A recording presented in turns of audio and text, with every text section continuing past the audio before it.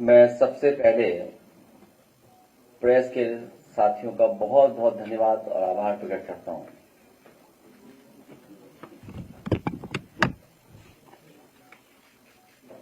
आज बहुत ही शुभ दिन है।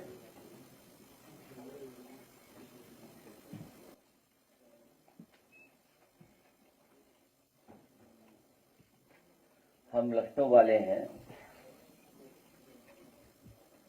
और इसीलिए हम लोगों ने कहा कि पहले आप, और एक लंबी प्रेस कॉन्फ्रेंस आपने सुनी है, लंबा टीवी प्रसारण भी सुना आपने।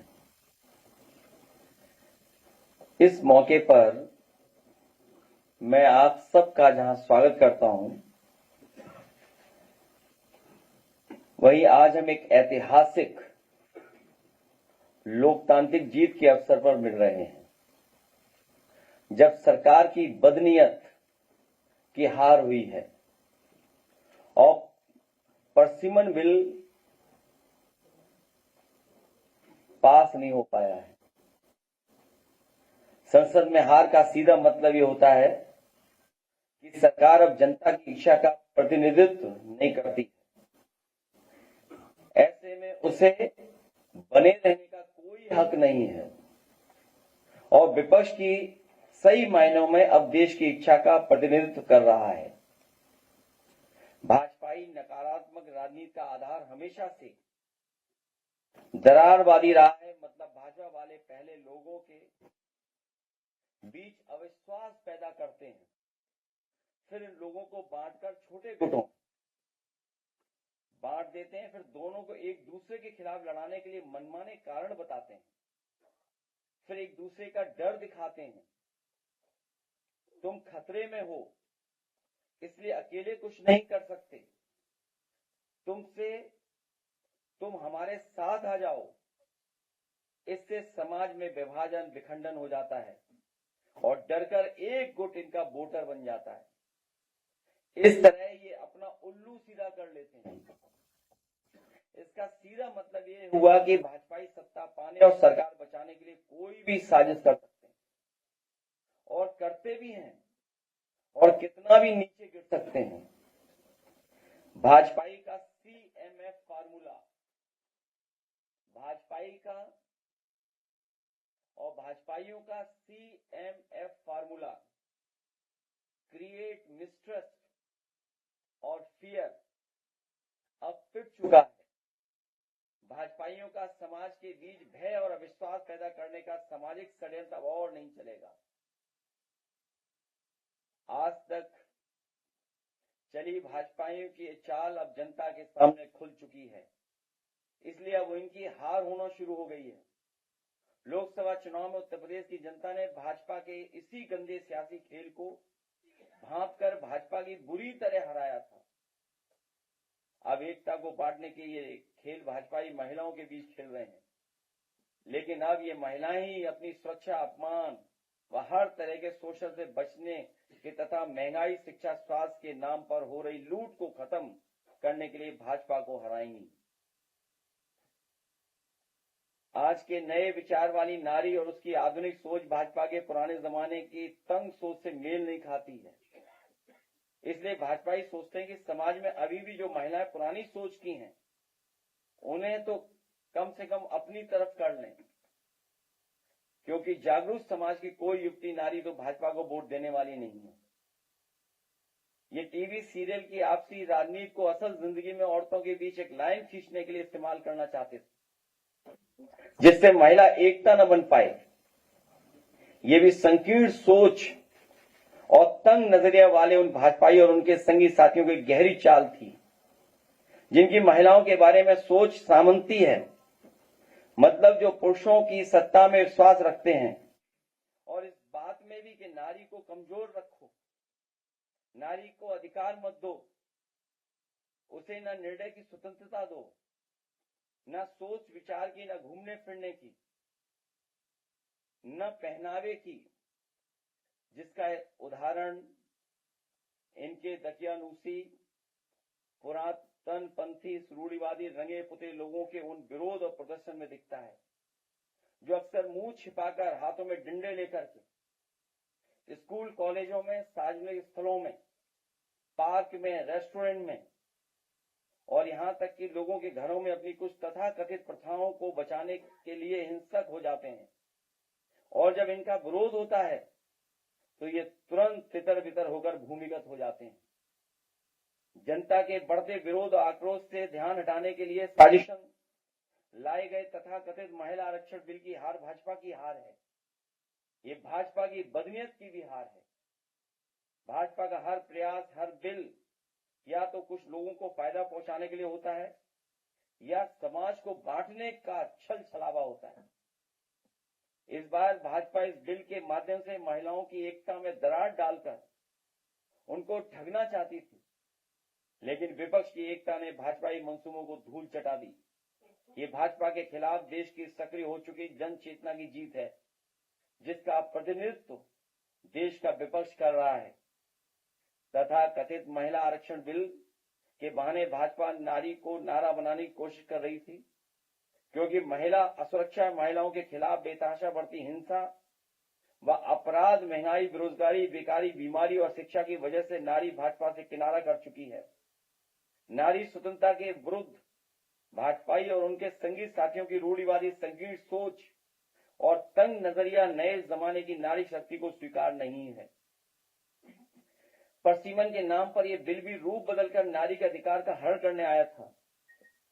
इस बिल को लेकर हमारे सवाल और शंका हमारा विरोध नहीं, बल्कि ये तो नारी के अधिकारों को बचाने की वो सकारात्मक लक्ष्मण रेखा है जो नारी के सशक्तिकरण के लिए संसद में संयुक्त विपक्ष द्वारा खींची गई। तथा कथित महिला आरक्षण परसीमन बिल पिछड़े, दलित, आदिवासी, अल्पसंख्यक मतलब लगभग 95% पीडीए समाज की सभी महिलाओं के खिलाफ था, क्योंकि इससे महिलाओं के बीच विभाजन करने की साजिश की जा रही थी। ये महिला को अधिकार देने की नहीं, बल्कि आज उनकी शक्ति को बांटकर बेहद कमजोर करने का व कल को उनके हक को छीनने की छद्म योजना थी। भाजपा के वैचारिक पूर्वजों ने आजादी से पहले देश को बांटने में अपनी भूमिका निभाई और फिर उनके संगी साथियों ने आजादी के बाद भी नफरत के नाम पर समाज के भाईचारे, अमन चैन को बांटने की कुटिल करतूत जारी रखी। और ये अभी नकारात्मक लोग अपनी नारी विरोधी सामंती सोच के कारण देश की आधी आबादी मतलब महिलाओं की ताकत बांटने और हमेशा के लिए दबाए रखने का शरण कर रहे थे, जिससे कि आज की जागरूक नारी की विरोध की क्षमता बढ़ जाए, घट जाए, मिट जाए। ये बिल नहीं था, भाजपा की दरारवादी राजनीति का काला दस्तावेज था। जिन्होंने नारी को अपने संगठनों में मान सम्मान नहीं दिया, वो राजनीति में क्या स्थान देंगे। अगर पिछड़ों की आबादी कम से कम केवल 66 भी मान ली जाए, इनमें आधी आबादी मतलब 33% होगी जिनके हक की बात नहीं हो रही थी। इसका मतलब यह है कि बिल 33% महिलाओं के हक देने के लिए नहीं, बल्कि उनका हक मारने के लिए लाया जा रहा था। ये भाजपा और उनकी वर्चस्ववादी महिला विरोधी सामंती सोच की साजिश है, जिसका हम विरोध करते रहेंगे। इसके लिए भी चाहे साल लगे या सदी। दरअसल ये 33% महिलाओं को आरक्षण दे नहीं रहे थे, बल्कि 33% महिलाओं से आरक्षण छीन रहे थे। अगर इनमें अनुसूचित जनजाति व अल्पसंख्यक महिलाओं को भी जोड़ दिया जाए तो पीडीए महिलाओं की हकमारी का ये आंकड़ा 50 तक पहुंच जाता है। हम महिला बिल के विरोध में नहीं थे, सिर्फ उनके पास शोषणकारी तरीके के खिलाफ थे, जिसकी मंशा खराब थी। अगर किसी काम को करने की सही मंशा होती है तो शंका नहीं होती है। दरअसल ये भाजपा की हार की हड़बड़ी में उठाया गया कदम था, इसके पीछे कोई तैयारी नहीं थी। हमारे बीच इस बिल को लेकर इसलिए रोष था क्योंकि प्रक्रिया में दोष था। हमने माना कि इस बिल में खोट है क्योंकि भाजपा के नजर में केवल वोट है, इसलिए हमने विरोध किया और लोकतंत्र और संविधान को बचाने की एक और मुहिम में हम सफल रहे। दरअसल महिला आरक्षण बिल का तो आधार ही निराधार था। आरक्षण का आधार अगर कुल सीटों का 1/3 है तो इसका मतलब हुआ कि ये गणित का विषय है और गणित का आधार अंक होते हैं, ये संख्याएं होती हैं, कोई हवा हवाई बात नहीं। और इस तरह के मामले में संख्या का आधार जनसंख्या होता है, जिसका आधार जनगणना होती है। जब महिलाओं की जनसंख्या के लिए 2011 के पुराने आंकड़ों को आधार बनाएंगे तो महिला आरक्षण की आधार भूमि ही गलत होगी। जब भूमि में ही दोष होगा तो सच्ची फसल कैसे उगेगी? इसलिए हमने कहा जब गिनती ही गलत होगी तो आरक्षण कैसे सही होगा? ये संशोधन के नाम पर जो जल्दीबाजी दिखा रहे थे, दरअसल उसके पीछे भाजपाइयों की मंशा ये थी कि जनगणना न करनी पड़े, क्योंकि जनगणना हुई तो जातिवार आंकड़े भी देने पड़ेंगे और जातिवार आंकड़े भी देने पड़ेंगे और जातिवार आरक्षण भी देना पड़ेगा। ये भाजपा का एक बहुत बड़ा षड्यंत्र था, जिसमें जनगणना आधारित प्रसीमन को नकार कर पिछली दलित, अल्पसंख्यक व आदिवासी महिलाओं का अधिकार लूटे जाने की गुप्त योजना थी। आज जब हर तरह से महिलाओं के शोषण की खबरें आ रही हैं, ऐसे में महिलाओं को तत्कालिक रक्षण और संरक्षण की आवश्यकता है। इस बड़ी मांग से ध्यान भटकाने के लिए और अपने को महिलाओं का हितैषी साबित करने के लिए भाजपा ये आधा अधूरा महिला आरक्षण बिल लाने का नाटक कर रही थी। इस महिला आरक्षण बिल के साथ थे, लेकिन परसीमन के नाम पर की जा रही जल्दीबाजी के खिलाफ थे। दरअसल ये भाजपा को सामने दिख रही अपनी जमानत जब्त हार की हड़बड़ी में उठाया गया कदम था। इसके पीछे कोई तैयारी नहीं थी। इसलिए हमारी सबसे बड़ी आपत्ति यही रही कि पहले जनगणना कराई जाए, फिर महिला आरक्षण की बात उठाई जाए। जो सरकार महिलाओं को गिनना नहीं चाहती, वो भला उन्हें आरक्षण क्या देगी? महिलाओं के साथ भाजपा और उनके संगी साथियों जो धोखा करना चाहते थे, महिलाओं के साथ वो छलावा हम नहीं होने देंगे। ये महिला सशक्तिकरण की बजाय तुष्टीकरण का कोशिश है। सबसे पहली बात तो महिला के अधिकार की होनी चाहिए और आरक्षण को उसका जरिया मानना चाहिए। अगर नजरिया ही गलत होगा तो परिणाम कैसे सही होगा? हम कह सकते हैं कि महिला आरक्षण की खामियां आखिरकार महिला अधिकार की खामियां साबित होंगी, क्योंकि नियत चुनावी राजनीति के फायदा उठाने का था, न कि महिलाओं को सच्चा प्रतिनिधित्व देने की। इसलिए यह कभी सही साबित नहीं होता। प्रधान पति की तरह सांसद पति की अवधारणा भी चल निकलती। सच तो यह है कि आखिरकार महिला आरक्षण राजनीतिक दिखावा ही साबित होता, क्योंकि यह महिला सशक्तिकरण के मूल मुद्दों को संबोधित नहीं करता है। बुनियादी सवाल यह है कि जब नए निर्वाचित क्षेत्र ही नहीं बनेंगे तो महिलाएं किसका प्रतिनिधित्व करेंगी? और नए निर्वाचित क्षेत्र तब तक नहीं बनेंगे जब तक परसीमन न हो, जिसका आधार जनगणना होगी। घूम फिर करके बात वहीं पहुंच जाती है कि जब तक महिलाओं की गिनती सही नहीं होगी, महिला आरक्षण सही नहीं होगा। महिलाएं जब तक जनप्रतिनिधित्व को लेकर शिक्षित प्रशिक्षित नहीं होंगी तो उनकी शक्तियों का लोग दुरुपयोग भी करेंगे। जब स्टूडेंट यूनियन तक के चुनाव नहीं होंगे तो राजनीति की नर्सरी खत्म हो जाएगी, सच्चा महिला नेतृत्व नहीं उभरेगा। इसलिए राजनीति में भाग लेने के लिए महिलाओं के लिए क्षमता निर्माण और प्रशिक्षण की आवश्यकता को संबोधित करना होगा। योग्य प्रतिनिधित्व के लिए योग्यताएं विकसित करनी होंगी। साथ ही सामाजिक मानसिकता भी एक दिन में नहीं बदलेगी। हमारे पुरुष प्रधान समाज में नारी को राजनीति में आने से रोकने के लिए तरह तरह के षड्यंत्र भी किए जाते हैं, जिनमें से एक ये भी है कि राजनीति को इतना बदनाम कर दो कि सामान्य समझ के लोग राजनीति में अपने लोगों को भेजने से रोकें और कुछ प्रभावशाली लोग अपने लोगों के लिए रास्ता साफ कर लें। इसके लिए रूढ़ियों और पूर्वग्रहों से लड़ने के लिए वातावरण बनाना होगा। अगर जल्दीबाजी में महिला आरक्षण भ्रष्ट और स्वार्थी लोगों में चला गया तो महिला का और भी शोषण होगा और वो ताकतवर होने की जगह और भी कमजोर किए जाने की सियासत की शिकार हो जाएंगी।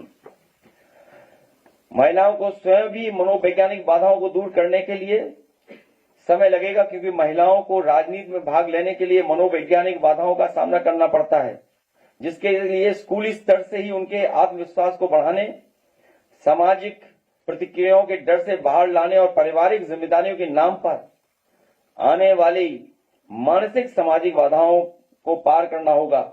इतना बड़ा बदलाव एक दिन में नहीं आ सकता। अगर हम इन सब बातों को नजरअंदाज किया गया, महिला आरक्षण का सांकेतिक बनकर रह जाएगी, अपने मूल उद्देश्यों से भटक जाएगा। जहां महिलाओं को आरक्षण कोटा का पूरा करने के लिए निर्वाचित या नामित किया जाएगा, लेकिन सही मायने में राजनीतिक प्रक्रिया में भाग लेने के लिए सशक्त नहीं बना जाएगा, इसमें आदिवासी, दलित, पिछड़े, अल्पसंख्यक समाज की महिलाओं को रिप्रेजेंटेटिव जस्टिस मिल सके, ये सुनिश्चित करना पड़ेगा। किसी भी कार्य क्षेत्र में काम करने के लिए महिलाओं के लिए कुछ विशेष सुविधाओं की व्यवस्था करनी पड़ती है, उनके बारे में भी इंफ्रास्ट्रक्चर विकसित करना होगा। हमारा मानना है यही है कि महिला आरक्षण लागू करने के लिए पुख्ता तैयारी हो, सिर्फ हवाई बात या लफ्जबाजी नहीं। कुल मिलाकर सरकार से हमारा ये कहना था कि जब तक जनगणना नहीं, तब तक महिला आरक्षण पर बहस करना नहीं। इनकी रूढ़िवादी सोच में महिला का कोई स्थान नहीं है। ये स्कूलों को बंद करके दूर करना चाहते हैं, जिसका सबसे ज्यादा नुकसान लड़कियों को ही होगा, क्योंकि सुरक्षा के नाम पर मां बाप बच्चों को दूर नहीं भेजना चाहते हैं। इसी तरह स्वास्थ्य और चिकित्सा के क्षेत्र में कमजोर रखने की सबसे अधिक हानि स्त्रियों को ही होती है, क्योंकि सामाजिक, आर्थिक, मानसिक कारणों से वो पोषण व अन्य तरह शारीरिक जरूरतों के लिए सदैव उपेक्षित रहती हैं। संपत्ति में बेटी को हिस्सेदारी को लेकर आज भी परिवार टूट रहे हैं। वर्क प्लेस सिक्योरिटी डिस्क्रिमिनेशन पर बात होनी चाहिए। सच तो यह है कि महिलाओं को आरक्षण से पहले उन असुरक्षाओं, भेदभावों से संरक्षण की आवश्यकता है जो वो घर, बाहर और सार्वजनिक स्थलों पर और आवागमन के दौरान झेलती हैं।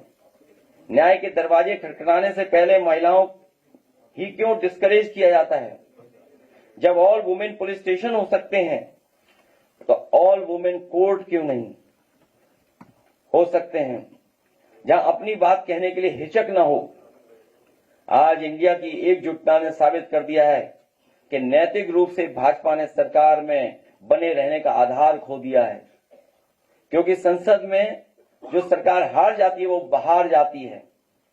ये जनता की जीत है, इसलिए पूरे देश में सालों बाद हर्षोल्लास का वातावरण बना है, क्योंकि जनता को विश्वास हो गया है कि बुरे दिन जाने वाले हैं। बहुत बहुत धन्यवाद आपका।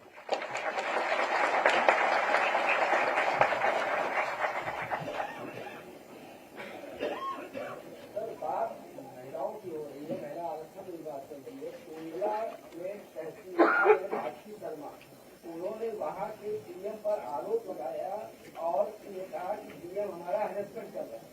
आज भी खबर आई है कि सरकार ने महिला तहसीलदार पर ही कार्रवाई करते हुए उसे लखनऊ में अरेस्ट कर दिया। कैसे देखेंगे? रात को जब हमें और आपको ये सूचना मिली कि कोई बहुत बड़ा अनाउंसमेंट होने जा रहा है, हमें लगा कि संबोधन में किसी महिला प्रधानमंत्री का नाम आएगा, उनके नाम की घोषणा होगी। इसीलिए आरक्षण जरूरी है, वहीं वातावरण भी हम लोगों को ठीक करना पड़ेगा। उनके वर्क प्लेस पर या जिस तरह का शोषण कई बार होता है, अगर एक अधिकारी दूसरे अधिकारी का शोषण करे तो उसे न्याय सरकार को देना चाहिए।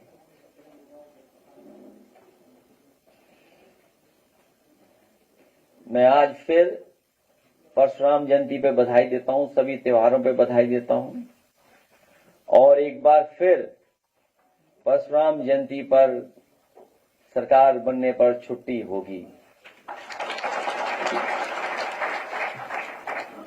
उस छुट्टी को बहाल करने का काम करेंगे।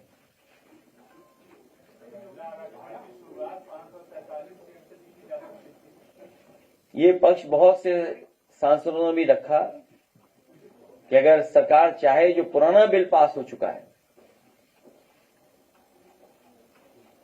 उसी में, या फिर जो आज एट प्रेजेंट स्ट्रेंथ है हाउस में, इसी पे भी लागू कर दें। लेकिन उन्हें आरक्षण नहीं, नारी को नारा बनाना था और उसके सहारे हमें, आपको और पीडीएस समाज को धोखा देना था।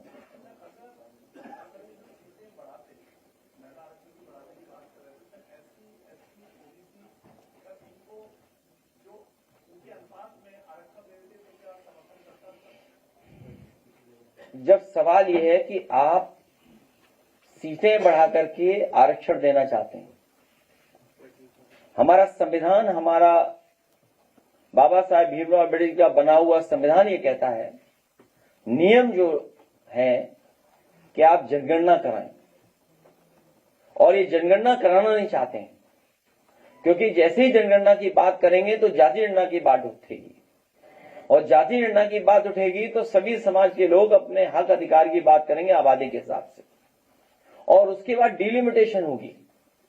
तो ये सभी प्रोसीजर्स को, सभी नियमों को बाईपास क्यों कर रहे थे ये लोग, और फिर इतने वर्षों से किसका इंतजार कर रहे थे?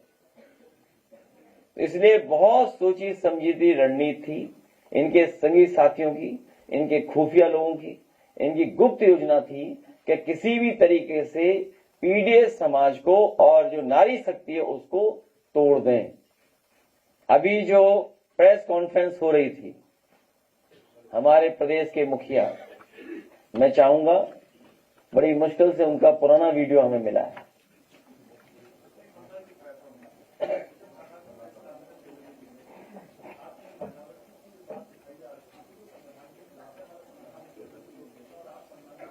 हम सब जितने लोग यहां बैठे हैं, हम आदि आबादी को हक और सम्मान देना चाहते हैं।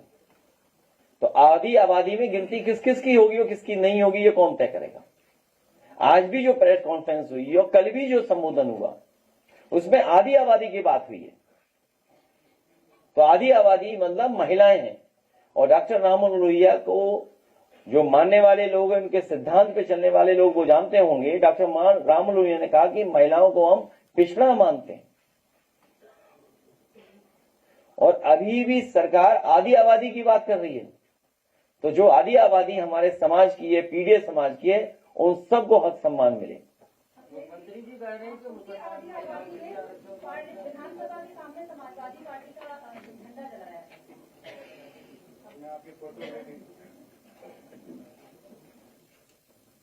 उस पर मैं बहुत ज्यादा कुछ नहीं कहना चाहता हूं,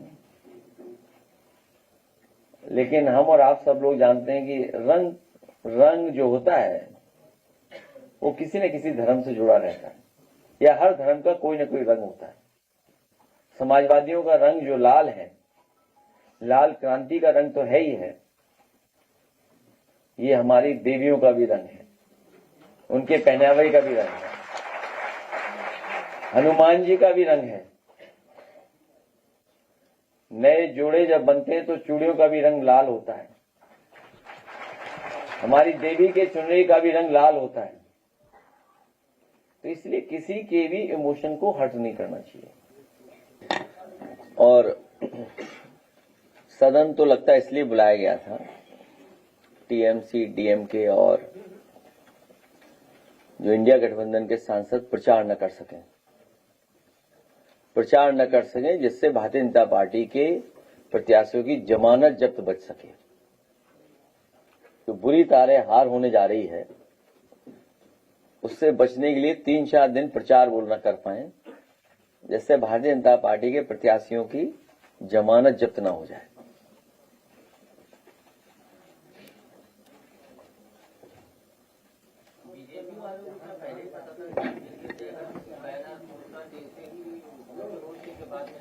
वो आधी अधूरी तैयारी के साथ जब आए हैं तो उनको खुद संख्या पता थी, और नोटिफिकेशन होने के बाद तो आपको और भी एहसास हो गया होगा।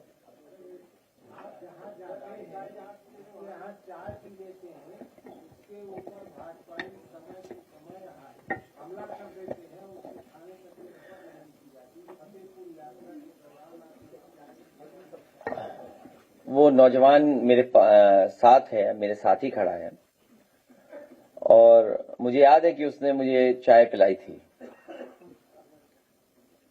और ये घटना कोई पहली बार नहीं हुई है इस तरह की।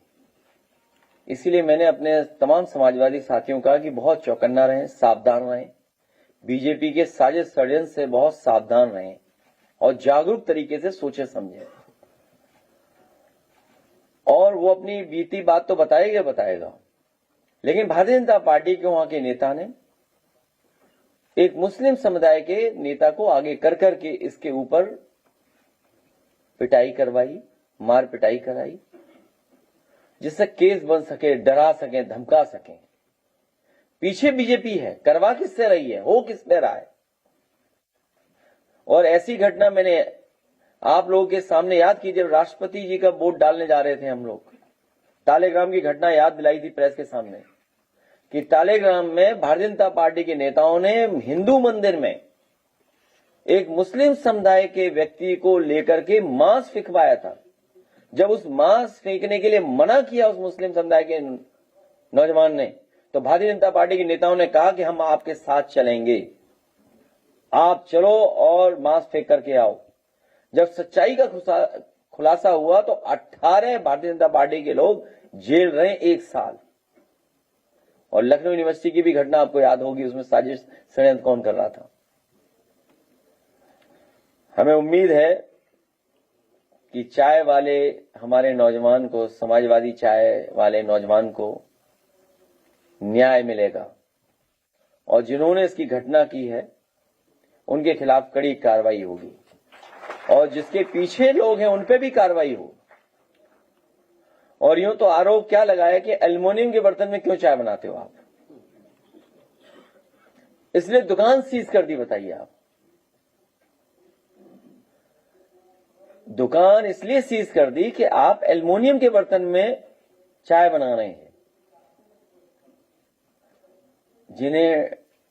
जिनके मुखिया को डीओ की डेफिनेशन, सीओडी की डेफिनेशन, बीओडी की डेफिनेशन, टीओडी की डेफिनेशन और पर्यावरण पैरामीटर्स को न समझते हो, उनके अधिकारी सोचो चमचागिरी के लिए क्या कर रहे हैं।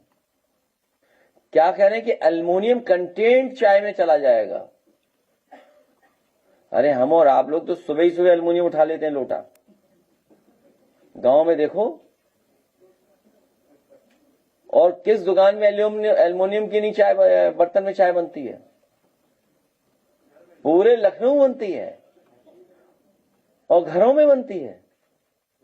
और हमारा घर चेक करोगे, कोई अगर चेक करना चाहे, जो योगी जी का बहुत खासम खास व्यक्ति हो, अजय सिंह बिष्ट जी का, माफ करना, मुख्यमंत्री अजय सिंह बिष्ट जी का कोई खासम खास यहाँ बैठा हो, अगर उसे लगता हो कि एल्युमिनियम का बर्तन हमारे यहां नहीं है, तो हम उसे चाहेंगे कि अभी चल दे मेरे संग, उसे मैं एल्युमिनियम के बर्तन देगा। तो इसका हमारा घर भी सीज कर देंगे लोग कि बताओ एल्युमिनियम की चाय पी रहे हो आप, और बताओ नाली में पाइप डाल के चाय पिला रहे थे सबको।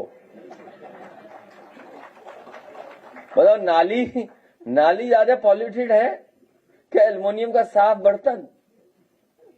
इन्हें कौन समझाए, इनको, इन खुफिया लोगों को, संगी साथियों लोगों को, पुरातत्व पंथियों को, रूढ़िवादियों को। पूरा देश ये जानता है, पूरे देश के बुद्धिजीवी जानते हैं कि महिला आरक्षण के खिलाफ विपक्ष नहीं था। और जिस समय महिला आरक्षण को लेकर के जो बिल आया था, नारी शक्ति, उस बिल का सबने समर्थन किया था। और आज भी वो बिल एग्जिस्ट करता है, वो एक्ट हो गया है, कानून बन गया है, ये पूरा देश जानता है। और आप लोग हमसे ज्यादा बुद्धिजीवी हैं, हमसे ज्यादा चीजों को समझते हैं दूर से। जिस समय उन्हें हार का डर उनके अंदर आया, उन्हें नोटिफाई कर दिया पुराना महिला आरक्षण बिल।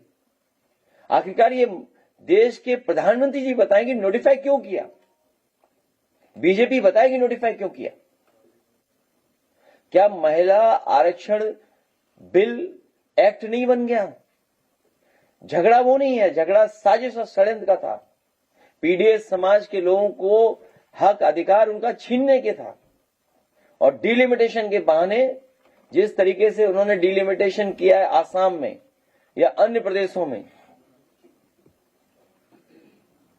वही तरीका अपनाते आप यहां पर भी, उसके खिलाफ है।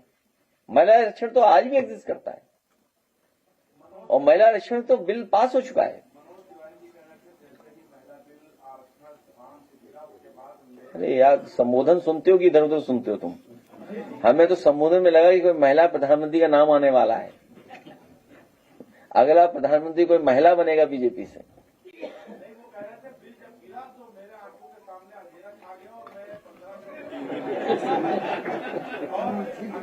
जैसे आसाम में आया वैसे अन्य प्रदेशों में आए। किसको?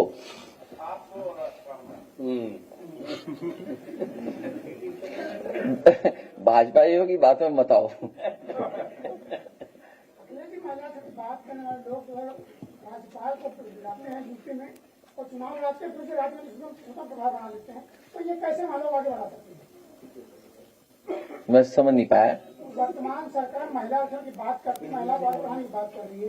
यही सरकार एक राज्यपाल को चुनाव लाती है यूपी से और राज्य मंत्री स्वतंत्र प्रभाव बनाती है, कैबिनेट मंत्री का दर्जा तो नहीं देती है। ऐसे महिला प्रधान कैसे कर पाएंगे? इससे बड़ा तुम्हें घटनाक्रम नहीं दिखाई देता? देश के जिन्हें प्रधानमंत्री बनना था, देश के सभी इंडिया गठबंधन के लोग जिन्हें प्रधानमंत्री बना रहे थे, अब वो राज्यसभा के सदस्य होकर के रिटायर हो जाएंगे। अरे जब प्रधानमंत्री को रिटायर कर रहे हैं राज्यसभा मेंबर, ये कुछ भी साजिश षड्यंत्र कर सकते हैं।